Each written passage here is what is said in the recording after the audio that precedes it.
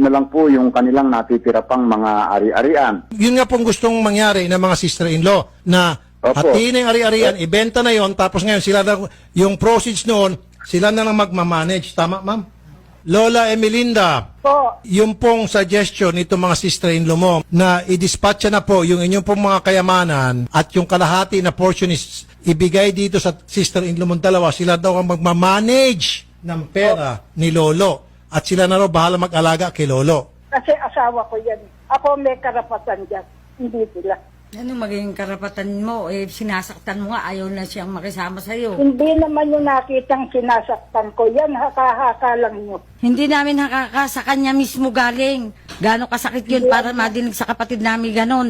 Paano kung masasaktan yan? Merong mga kapitbahay na nag-aalaga dyan kung wala ako at naghahanap buhay ako. Maraming Anong nakakakita oras na ako sinasaktan mo. Sandali lang. Anong oras ako umaalis? Alas 11 ng gabi. Darating ako alas 3 ng tanghali.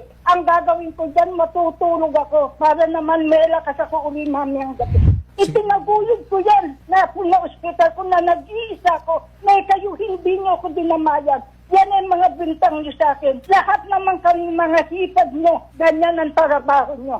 Masakit lang po ako ang loob ko dahil sa ginagawa sa akin ng mga hipad kong magagaling. Alam niyo mga sisters, kung nakikinig kayo na mabuti yung sinasabi ni Lola na may punto na naman siya, alis siya ng alas 11 ng gabi. Uwi siya kinabukasan ng alas 3 ng hapon. Kasi nga po doon sa paghahanap buhay niya, sa ganong edad niya. Pagdating niya ng bahay, matutulog na lang siya. Dahil nga po sa pagod. So paano pa siya magkakaroon ng time na manakit dito kay Lolo? Sobrang busy niya pagtinda.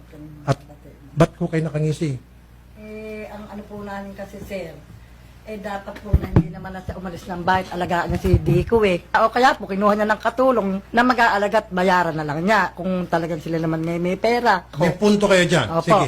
Lola Emelinda, Po, marami na nga kayong pera. So ba't hindi lang po kayo mag-stop na, mag-retire na at alagaan nyo na lang po itong si Lolo Norberto? paano naman daw po ba kaming nagkapera? Itong isa, alam na alam niyo lahat ng kayamanan nyo, up to the last centavo. Sige, babuyan, ano pa?